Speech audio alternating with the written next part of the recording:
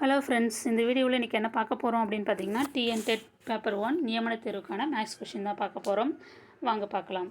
சுவரின் அடியிலிருந்து 6 அடி தொலைவில் உள்ள ஏணியானது சுவரின் உச்சியை 8 அடி உயரத்தில் தொடுமெனில் தேவையான ஏணியின் நீளத்தை காண்க.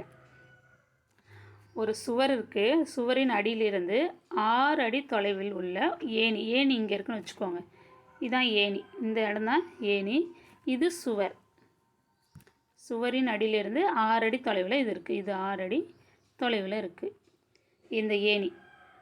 சுவரின் உச்சி, இதான் சுவரின் உச்சி, இது 8 அடி உயரத்தில், 8 அடி உயரத்தில் இருக்குது சுவரின் உச்சி. 8 அடி உயரத்தில் தொடுமெனில், இதை 8 அடி உயரத்தில் இப்படி தொடுதுன்னு சொல்லியிருக்காங்க.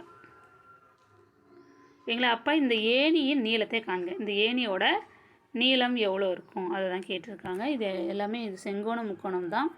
இது அந்த பிதாகரஸ் தேற்றத்தை வச்சு நம்ம இந்த சமம் சால்வ் பண்ணலாம். இதோ பாருங்கள், இதை போட்டுட்டேன் படம். ஏணி சி, ஏபிசி. ஏன்றது உச்சி, சுவரின் உச்சி. பின்றது சுவர்.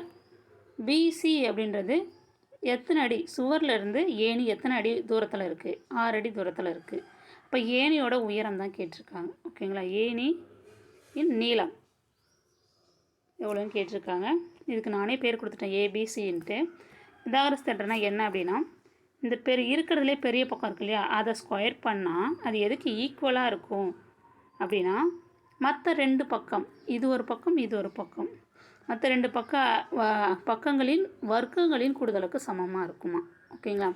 அப்போ சிஏ ஸ்கொயர், இது சி இது A, CA square equal to AB square plus BC square. இந்த ஃபார்முலாவை நீங்கள் அங்கே இருக்கிற அடியை அப்படியே அப்ளை பண்ண வேண்டியதான். இப்போ ஏபி ஸ்கொயர், ஏபின்றது இந்த 8 ஸ்கொயர், பிசின்றது இந்த 6, அப்போ 6 ஸ்கொயர். இப்போ 8 ஸ்கொயர் பண்ணால் 64, 8 8 64, 6 ஸ்கொயர் பண்ணால் 6 6 36, 64 36 ஆட் பண்ணோன்னா 100. இப்போ சிஏ ஸ்கொயர் 100, இதை ஸ்கொயர் பண்ணால் தான் 100. நம்மளுக்கு வேல்யூ என்ன தேவை? ஏணியோட நீளம் தேவை, அதனுடைய வர்க்கம் தான் நம்ம கண்டுபிடிச்சிக்கோம் 100ன்னு. இப்போ ஏணியோட நீளம்னா சிஏ மட்டும்தான் கண்டுபிடிக்கணும். அப்போ ஸ்கொயர் அந்த பக்கம் வந்துச்சுன்னா ரூட்டாக மாறிடும். 100க்கு ரூட் எடுத்தால் 10 அடி. ஓகேங்களா? அப்போ ஏணியினுடைய நீளம் 10 அடி. ஆப்ஷனில் பாருங்கள், ஆப்ஷன் ஏ தான் கரெக்டான ஆன்சர் இந்த கொஸ்டினுக்கு. அடுத்த கொஸ்டின் பார்க்கலாம். ஒரு வட்டத்தின் மையத்தையும் ஒரு நாணின் நடுப்புள்ளியையும் இணைக்கும் கோடு அந்த நாணிற்கு எப்படின்னு கேட்குறாங்க. ஒரு வட்டத்தின் மையம், ஏதோ படம் போட்டிருக்காங்க பாருங்கள்.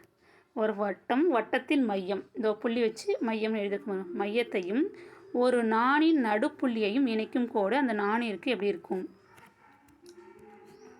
இது வட்டத்தின் மையம். ஒரு நான்னா வட்டத்தில் எத்தனை வேணாலும் நான்கள் நீங்கள் வரையலாம். ஒரு புள்ளியிலேருந்து வட்டத்தின் ஒரு விளிம்பிலிருந்து இன்னொரு விளிம்புக்கு எத்தனை படம் வேணாலும் நீங்கள் இப்படி வரையலாம். இப்படி எப்படி வேணாலும் வரையலாம். அதுலேருந்து அந்த நாணின் மையப்புள்ளி தான் நான் ஒரு நான் வரைஞ்சிருக்கேன். நாணின் மையப்புள்ளியிலேருந்து வரையப்படும் கோடு எப்படி இருக்கும் அப்படின்னா, அந்த நாணிற்கு செங்குத்தாக தான் இருக்கும். ஓகேங்களா? அந்த நாணிற்கு செங்குத்தாக. அதுவே கோடு இப்படி போட்டோம் அப்படின்னா, கோடை இப்படி போட்டோம், இங்கே ஒரு நான் இப்படி போட்டோன்னா, இந்த புள்ளியிலேருந்து இந்த நாணின் மையத்திற்கு வரையப்படும் கோடு எப்படி இருக்குது? அதுக்கு செங்குத்து, அந்த கோட்டிற்கு இது செங்குத்தாக தான் இருக்குது. நீங்கள் இதை திருப்பி பார்த்தாலும் அது செங்குத்து தான். ஓகேங்களா? இதில் வேறு எதுவும் வராது. இரு சமக்கூறிடம் வராது, இணையாக இருக்குன்னு சொல்ல முடியாது, இணைன்னு சொல்ல முடியாது, சம தொலைவில் இருக்குன்னு சொல்ல முடியாது. செங்குத்தாக தான் இருக்குன்னு சொல்லணும். ஓகேங்களா? இந்த 2 சம்மில் ஏதாவது டவுட் இருந்ததுன்னா கமெண்ட்ஸில் தெரிவிங்க. இந்த வீடியோ உங்களுக்கு பயனுள்ளதாக இருக்கும்னு நம்புகிறேன். Thank you friends.